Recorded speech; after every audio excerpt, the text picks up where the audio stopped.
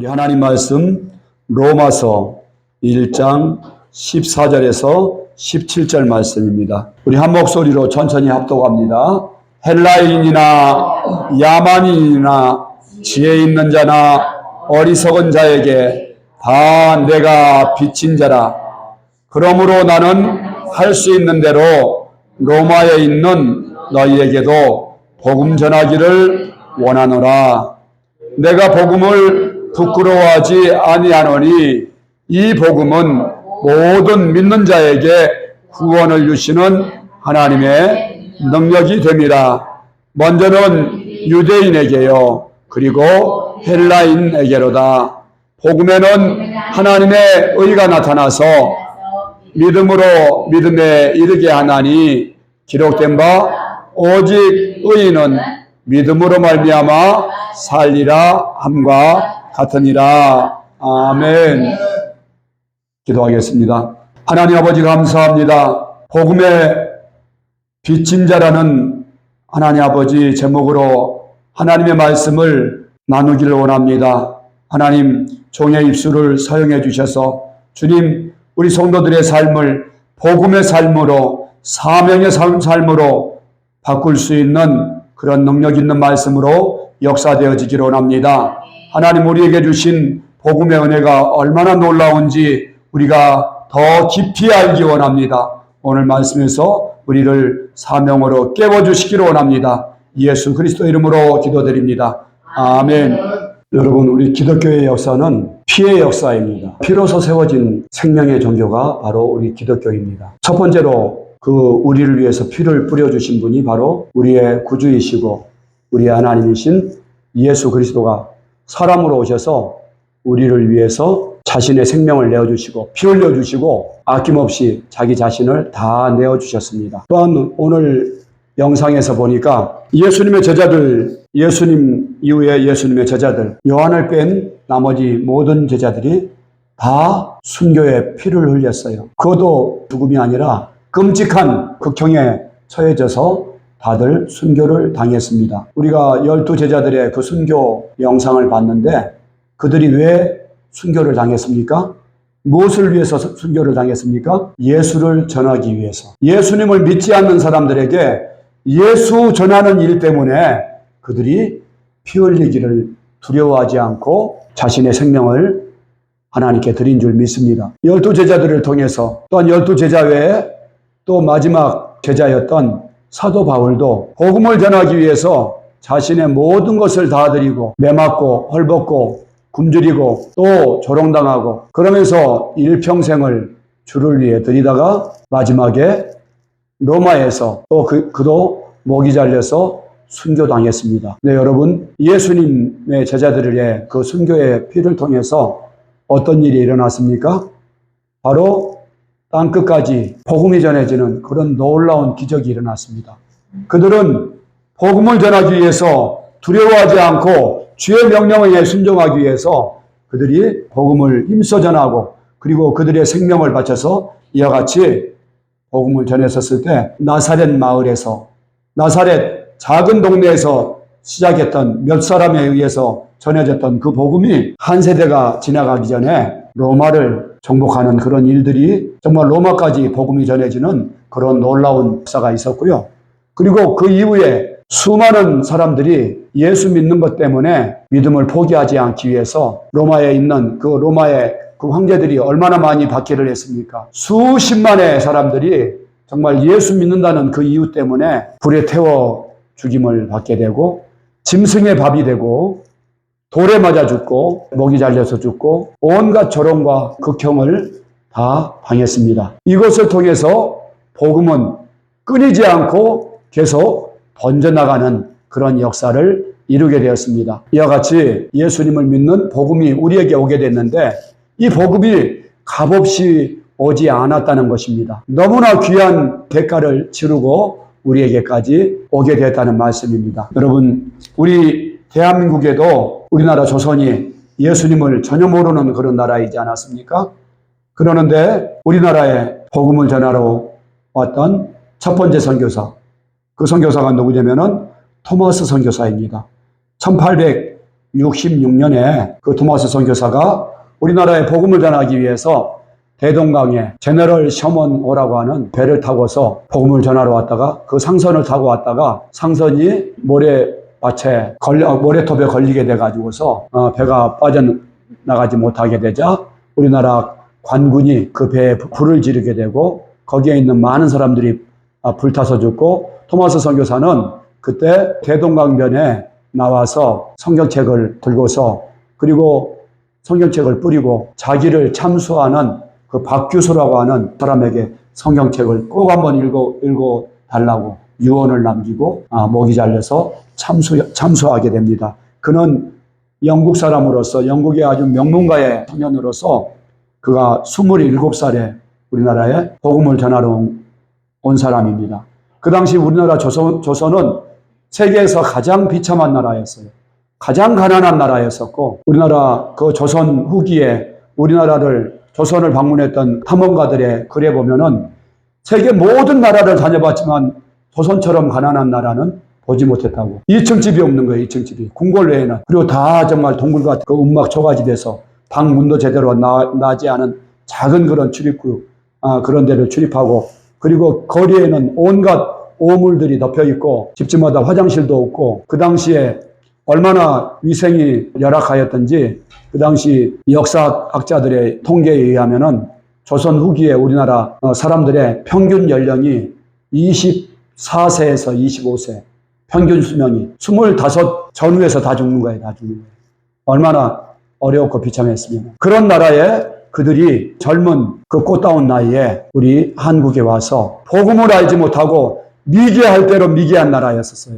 일부 우리나라 국민의 한 3%도 안 되는 그런 사람들이 글을 좀 알고 나머지는 다 문맹이었었고 그런 나라였습니다. 그런 나라에 복음을 전하기 위해서 굶주려 죽고 얼마나 경제적으로 열악하고 그런지 그런 나라에 복음을 전하러 와서 순교의 피를 흘렸던 것입니다. 제가 초기 선교사들 중에서 어떤 분을 제가 알게 됐냐면은 우광복 선교사라고 하는 분을 인터넷에서 검색하다 보니까 나오더라고요. 우광복 선교사는 그 아버지가 선교사였어요. 아버지는 우리암, 한국말로 한국 이름으로 우리암 선교사고 영어 본래 이름은 프랭크 윌리엄스라고 하는 그런 선교사인데 1890몇 년도에 우리나라에 오셨던 분이에요. 근데 그분이 우리나라에 오셔가지고 하셨던 일은 충남 공주에 영명학교를 세워서 거기에서 학생들에게 글을 가르치고 공교육의 기회가 없었던 그런 나라에 그 많은 가난하고 소외된 그 아이들을 불러다가 글을 가르치고 했던 학교를 세웠습니다. 그런데 그 학교에서 어떤 인물들이 나왔냐면은 우리 그 3.1운동 때 정말 활약을 했던 유관순, 또 우리나라 초대 대한민국 정부에서 경무부장을 했던 조병옥 박사, 이런 분들이 충남 공주에 있는 영명학교에서 이렇게 공부를 하게 되었습니다. 그런데 이 윌리엄스라고 하는 선교사님에게 한 아들이 있었습니다. 근데 이 윌리엄스 선교사님이 오셨는데 그 선교를 하다가 두 딸이 그 전염병으로 먼저 보내게 됩니다. 그리고 아들이 나중에 아버지가 돌아가시고 나서 할아버지가 있는 미국에 있는 그 학교에 가서 의대 공부를 하게 됩니다. 그래가지고 이분이 의사가 되고 그리고 그 당시에 2차 세계대전이 일어나게 되자 거기 그 군의관으로 소집을 당하게 돼가지고 우광복 선교사, 이분은 이름은 조지 윌리엄스라고 하는 미국 이름이고 한국 이름은 그 우광복이라고 하는 분인데 이분은 1907년도에 아버지를 따라 나와서 인천에서 태어나신 분이에요. 그래서 이분은 한국말도 잘하고 영어도 아주 능통했던 그런 분이었었고 2차 세계대전 당시에 미군과 함께 유럽 쪽에서 전쟁을 하고 그리고 그 군대가 이 한국으로 오게 됐어요. 근데 그때 우리나라에 미 군정이 있었죠. 신타 통치로 인해서 이북은 소련이, 남한은 미국이 다스리게 되면서 신타 통치하던 그런 군정 시대에 하지 장군의 우리나라 군정을 책임지고 관할하던 총독과 같은 하지 장군의 통역 장교로서 그분이 임명을 받게 됩니다. 그때 그분은 중령으로 그리고 의사였는데 그런 통역 장교로서 하지를 이렇게 돕게 됩니다. 근데 이분이 하지 장군이 우리나라 임시정부를 정부를 군정을 세웠었을 때 그때 우리나라 정부의 내각을 세우는데 한국 사람들을 잘 모르지 않습니까? 그래서 우광복에게 당신이 한국에서 자랐고 잘하니까 당신이 추천하는 사람을 정부의 그런 관료들로 쓰겠다고 그렇게 해서 이 우광복과 그 우광복의 어머니 윌리엄스 여사의 모자가 함께 그 한국 사정을 잘 알고 또 특별히 그 미국에 가서 유학을 하고 정말 예수 믿는 사람들을 중심으로 해서 우리나라 정부 내각을 구성하게 돼서 우리나라가 정말 기독교 국가로서 기독교 복음화를 위한 기독교 국가로서 기독교 입국론에 따르는 기독교적인 그런 헌법을 가지고서 우리나라가 태동할 수 있는 정부의 큰 역할을 했던 선교사였음을 또 알게 되었습니다. 그 어떤 선교사 한 분은 샤프 선교사라고 하는 그분은 우리나라에 선교하러 오셨는데 선교하러 오셔가지고 선교를 하다가 그만 선교를 나갔다가 소나기를 만난 거예요. 소나기를 만나서 그 비를 피하려고 피했던 곳이 어디를 들어가게 됐냐면은 그 옛날에 보면은 상여집들이 있었잖아요. 각 동네마다 마을 바깥에 그 한적한 곳에 상여집을 이렇게 만들어 놓고 있었는데 그 상여집에를 들어가는 거예요. 근데 공교롭게도 상여집에는 장티푸스 전염병으로 죽은 사람을 장례한 지 바로 그 주에 장례를 치렀던 그 상여가 놓여 있던 곳이었어요. 그러다 보니까 이 선교사가 그곳에 가서 비를 피하러 가가지고 장티푸스가 걸린 거예요. 그래서 이 선교사님은 선교도 제대로 해보지 못하고 전염병으로 순교하시게 됩니다. 하지만은 이 샤프 선교사의 그 사모님이 미국으로 돌아갔다가 다시 한국으로 또 와요. 한국으로 와서 다시 선교를 하게 됩니다. 그래가지고서 이분도 학원 그런 운동을 하고 그렇게 헌신하면서 또 자신의 두 딸을 또 전염병으로 풍토병으로 또 보내게 되고 하는 그런 헌신을 통해 가지고 우리 한국 복음화를 위해서 뜨겁게 헌신한 선교 이야기들을 제가 읽어보게 되었습니다. 그 당시에 이 대한민국은 그 미국 사람들이나 캐나다 사람들이나 영국 사람들이 봤었을 때 어디 있는지도 모르는 존재감이 없는 아주 세계에서 가장 가난하고 작고 미약한 그런 나라였습니다. 근데 미국에서 명문 가정의 자녀들이 그것도 나이가 많은 사람들도 아니고 20대 중반에 그런 젊은 청년들이 유명 명문대를 나와서 그들에게 정말 많은 청운의 꿈이 있었음에도 불구하고 그들이 복음을 발견하고 복음 안에 놀라운 보화와 가치가 있는 것을 알고 구원의 그런 놀라운 은혜가 있는 것을 알고 그들은 복음의 빚진 자가 되어서 우리 한국에 와서 그들의 모든 꿈을 다 내려놓고 우리 한국 사람들과 함께 가난하고 또 불편하고 또 헌신적인 그런 삶을 살게 되고 어떤 분들은 순교당하게 되고 그분들이 또 전도하다가 매를 맞고 여기 한국에 와서 조롱당하고 그러는 많은 헌신을 하게 된 것을 읽게 되었습니다. 그리고 또 기억해야 될 선교사가 있는데 감리교의 호모 헐버트 선교사라고 아시는 분입니다.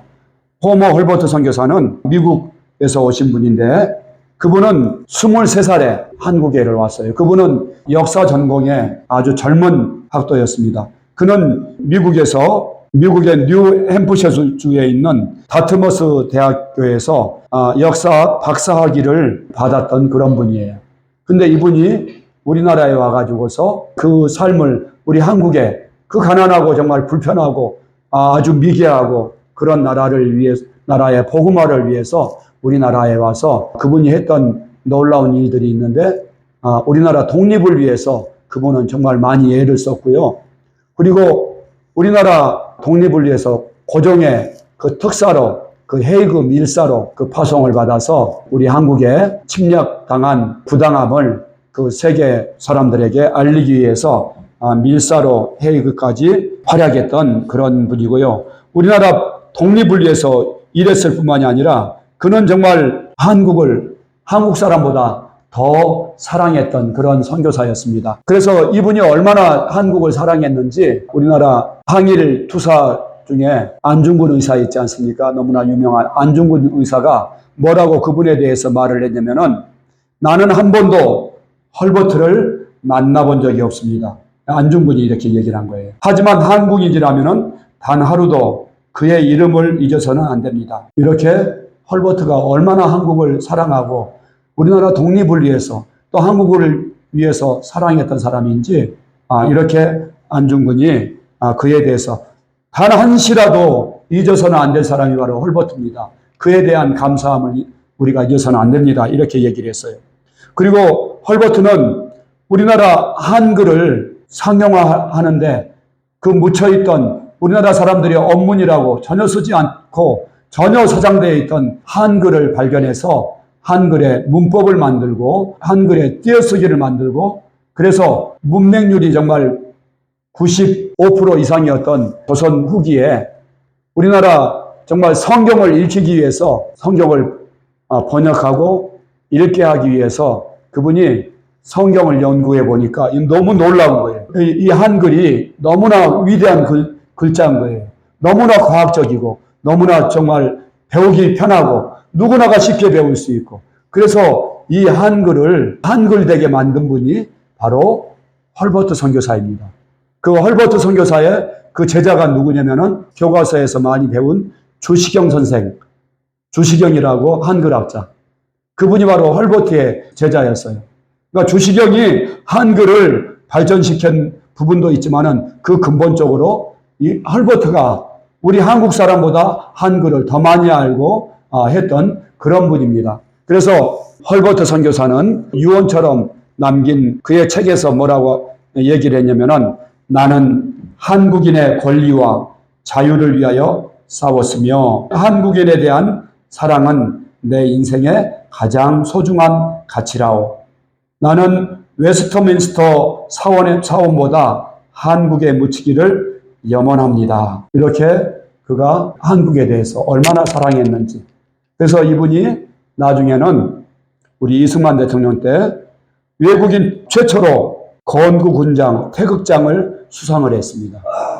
건국하는데 우리나라를 대한민국을 세우는데 아주 최고의 공인 그 태극훈장을 그분이 받게 됐어요. 그리고 또 그분이 이제 미국에 들어가셨다가 우리 한국 정부의 초청으로 우리나라 48년도인가요? 그때 정부 수립할 때 배를 타고서 86세라고 하는 그 고령에 몇 달을 걸려서 한국에 와서 정부 창건 행사에 참석하시고 그리고 노안 때문에 돌아가시게 됐어요. 근데 우리 한국 사람들이 그분의 공을 기리고 너무 그분의 그 은혜를 기려가지고 우리 대한민국 최초의 사회장을 그분을 위해서 대한민국 최초의 사회장으로 장례를 치러드리게 됐습니다. 그분 헐버트 선교사의 그 지금 무덤은 양화진의 외국인 선교사 묘지에 지금도 안장되어 있습니다. 아까 얘기했던 그 윌리엄 선교사도 그렇고 수많은 수십 명의 선교사님들과 그분들의 가족들이 지금도 가면은 양화진에 묻혀 있습니다. 우리는 복음으로 인해서 감격해야 하고 복음으로 인해서 우리가 위로받고 복음으로 인해서 너무나 감사하고 합니다. 하지만은 이 복음이 우리에게 거저 온 것이 아닙니다. 이와 같이 수많은 피 흘림과 제자들의 그 순교를 보지 않았습니까? 그 제자들의 순교의 그런 그 선교하는 그 순교의 피가 없었더라면은 복음이 우리에게까지 전해지지 않았을 것입니다. 만약에 토마스 선교사나 또 여러 선교사들의 순교의 피가 없었더라면은 오늘날 우리 한국이 기독교가 있을 수가 없습니다. 대한민국의 건국 자체도 없었을 수도 있습니다. 선교사님들의 교육과 선교의 열정으로 인해서 학교가 세워지고 그곳에서 공부를 하고 복음으로 훈련되고 되어진 그분들이 이승만과 같은 그런 지도자를 만들어냈고 또 수많은 우리나라 건국 인사들을 만들어내서 대한민국을 자유민주주의 국가로서 또 세계 가운데 선교 강국으로 이와 같이 기독교 국가로 우리가 세워질 수 있었다는 것입니다. 침례교단도 예외는 아닙니다. 우리 침례교단도 캐나다 선교사 말콤 페닉이라고 하는 그 선교사님이 한국에 26살 때 1889년도에 26살이라고 하는 그런 젊은 나이에 캐나다 선교사가 우리나라에 와서 침례교를 전파하게 했습니다. 그래서 그분이 원산과 저 충청도 공주를 중심으로 해서 공주, 논산 그 지역 일대에서 침례교가 전해지게 되고 태동을 하게 돼서 우리 침례교가 이렇게 부흥하고 유소교단으로 발전하게 되었습니다. 사랑하는 성도 여러분, 오늘 본문 말씀에서 보니까 사도 바울은 이렇게 말합니다. 내가 헬라인이나 야만인이나 지혜 있는 자나 어리석은 자에게 다 내가 빚진 자라 이렇게 말씀을 합니다. 여러분, 사도 바울은 자신이 모든 민족들에게 복음을 듣지 못한 모든 사람들에게 빚진 자라고 이렇게 고백을 하고 있습니다. 그 중에서는 로마 사람들에게도 그렇고 야만인들에게도 그렇고. 그러면 왜 사도 바울이 내가 빚진 자라고 그렇게 얘기를 했을까요? 그것은 첫 번째로는 자신이 하나님께 값없이 복음을 믿게 되는 은혜를 입었기 때문에 그가 복음의 빚진 자라는 표현을 했을 것입니다. 그 다음으로는 우리 예수님이 사도 바울과 더불어 바울에게 그런 전도의 사명을 주셨기 때문입니다. 우리 주님은 마태복음 28장 19절에서 20절 말씀에서 보면은 그러므로 너희는 모든 민족으로 제자를 삼아 아버지와 아들과 성령의 이름으로 침례를 베풀고 내가 너희에게 분부한 모든 것을 가르쳐 지키게 하라 이렇게 명령하셨어요. 복음 전하라고 하시는 것을 우리 주님이 모든 민족에게 복음을 전하라고 명령하셨어요. 자, 그러면은 우리 주님이 명령을 하셨기 때문에 우리는 모든 민족에게 모든 사람들에게 복음을 전해야 될 사명이 있습니까? 없습니까? 네, 사명이 있죠. 그러면은 우리는 반드시 내가 복음을 전해 받았으니까 다른 사람에게 전해줘야 될 사명이 있다는 말씀입니다. 근데 내가 전하지 않고 있으면은 나는 뭐한 사람이에요? 그렇죠. 빚쟁이죠. 빚쟁이인 것이죠. 내가 값없이 받았고 정말 수많은 그런 사람들의 피 흘림을 통해서 복음을 전해받았는데 우리 주님은 그러므로 너희는 가서 모든 족속에게 복음을 전해라 명령하셨어요. 근데 내가 복음을 전하지 않고 있으면은 빚진 자죠. 그렇지 않습니까? 빚진 자인 것입니다.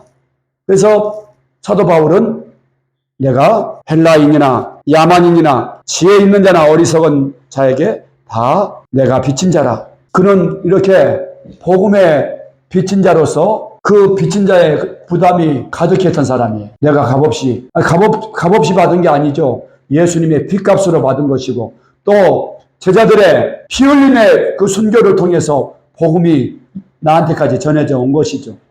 그리고 우리 초대교회 선교사들이 전염병으로 순교당하고 그리고 모기 잘려 순교당하고 매 맞고 가난하고 헐벗고 온갖 값을 치르지 않았습니까?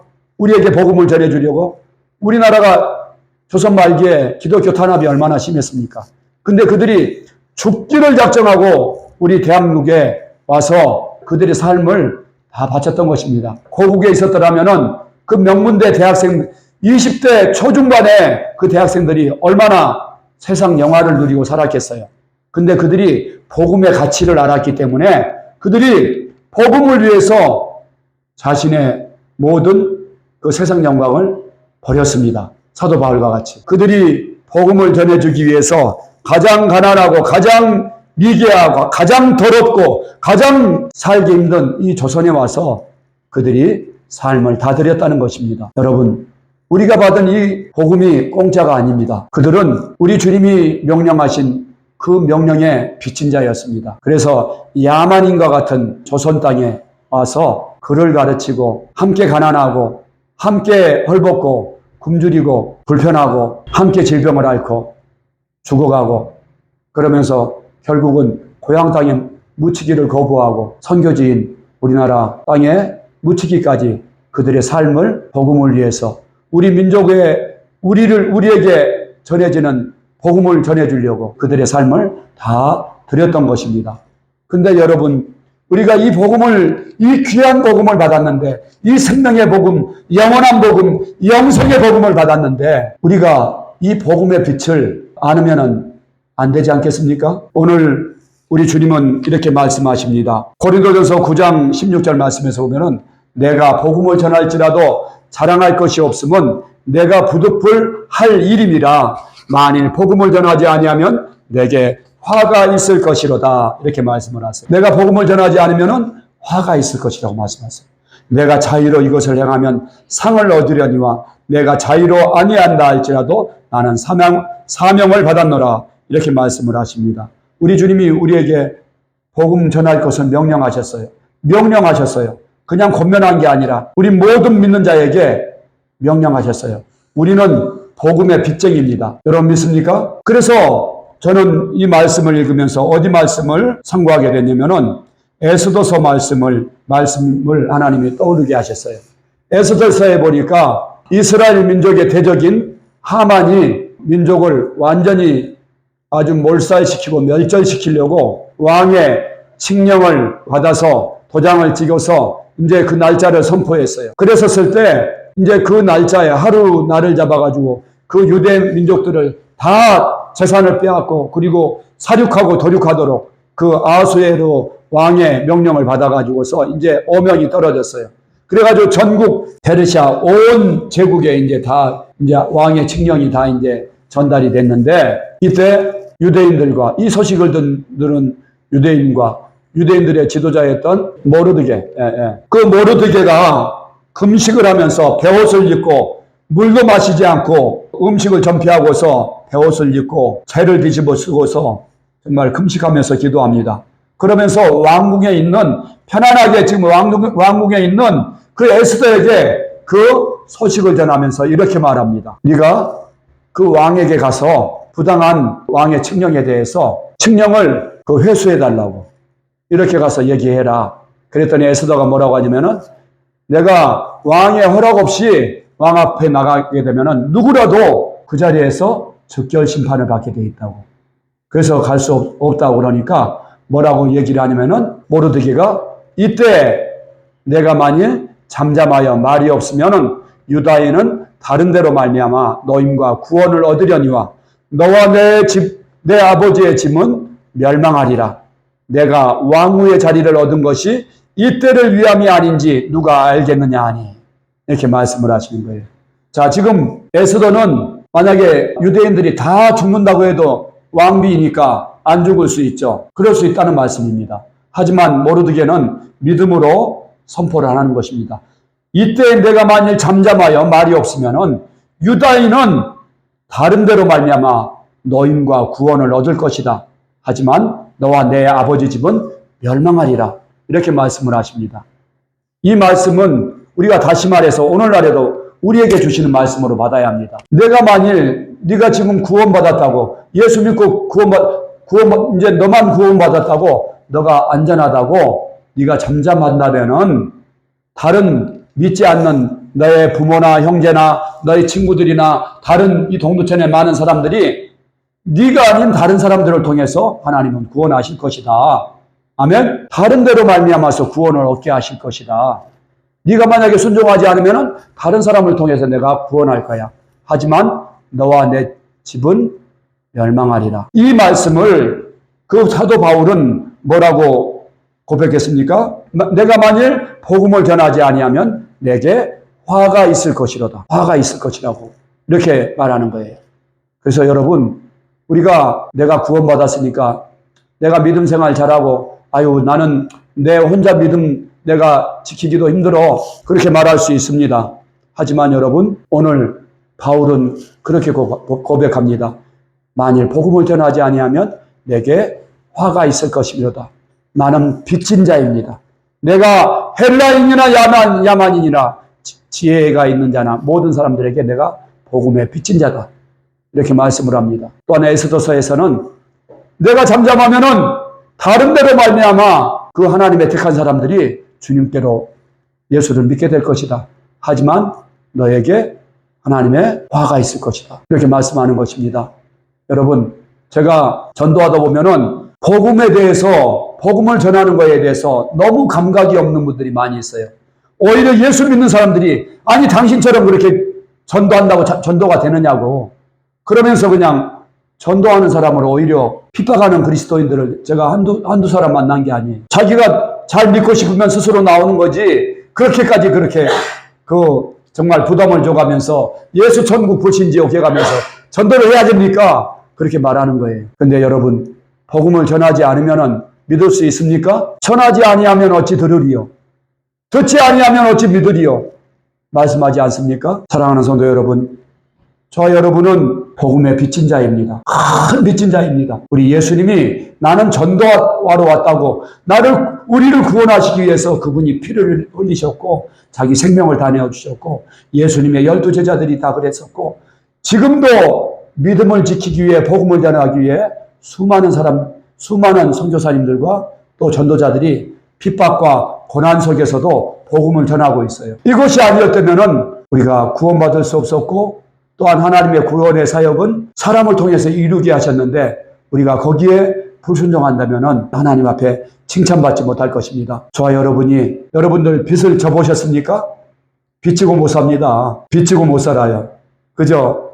빚이 있으면 얼마나 힘든지 몰라요. 우리 꿈의교회도 빚이 없다가 요즘 빚이 있으니까 얼마나 힘든지 몰라요. 이자 내기도 바쁘고요. 또 한 달 또 그냥 이자 낼 그런 달이 돌아오면 또 벅차고요. 또 이거 언제 갚아야 되는데 하는 그런 부담이 늘 있습니다, 여러분. 근데 저와 여러분도 우리가 이런 삶에 있어서 빚도 힘든데 하나님이 우리에게 주신 그런 빚, 복음의 빚을 갚아야 되지 않겠습니까? 저와 여러분이 복음에 있어서 빚진 자의 심정으로 우리가 복음을 전할 수 있기 바랍니다. 저와 여러분이 깨어서 복음을 전할 수 있기 바랍니다. 우리 복음 전하는 것은 모든 믿는 자에게 주신 사명이라고 말씀드렸습니다. 또한 우리가 복음을 전할 때 내가 이것을 복음을 전하면 상을 얻으려니와 고린도전서 9장 17절 말씀에서 말씀하십니다. 또한 디모데후서 말씀에서도 보면은 우리가 복음을 위해서 정말 충성할 때 의의 면류관이 하나님께로부터 예비되어 있다고 말씀하시고 다니엘서 12장 3절에는 우리가 많은 사람들을 전도하고 옳은 대로 돌아오게 하면은 하늘의 스타와 같이 영원토록 영광과 빛나는 삶을 하나님이 보장하고 계십니다. 그러한 상을 보장하고 계십니다. 저와 여러분이 날마다 이 복음의 빛을 갚을 수 있는 우리 순종함으로 갚음으로 하나님께 칭찬받고 정말 여러분들의 영이 살아나고 전도하게 되면 여러분들의 영혼이 살아납니다. 정말 그 지옥불에 떨어질 사람들을 하나님께로 드려졌을 때 하나님이 우리에게 얼마나 큰 기쁨과 보람을 주시는지 모릅니다. 얼마나 확신차고 그리고 또 능력 있는 그런 영적 삶을 살게 하시는지 모릅니다. 저와 여러분이 복음의 빛을 갚을 수 있는 저와 여러분의 삶이 되어지시기를 주의 이름으로 축원합니다. 축원합니다. 아멘. 기도하겠습니다. 하나님 아버지 감사합니다. 헬라인이나 야만인이나 지혜 있는 자나 어리석은 자에게 다 내가 빚진 자라 하나님 고백했던 그 사도 바울의 고백이 우리의 고백임을 우리가 말씀을 함께 나누었습니다. 우리 주님이 복음을 그 빚값으로 우리를 구원해 주시고 너희는 가서 모든 족속으로 제자를 삼아 내 증인이 되라 말씀하셨사온데 이 복음의 빛을 갚는 일에 우리가 게으르지 않게 해주시고 우리를 통해서 정말 주님의 택한 영혼들이 우리 주 예수 그리스도께로 돌아오는 그런 놀라운 일들을 날마다 경험하는 우리 꿈의 교회 모든 성도들이 될 수 있도록 은혜 주시기를 간절히 바라옵고 원합니다. 모든 말씀을 예수 그리스도 이름으로 기도드립니다. 아멘.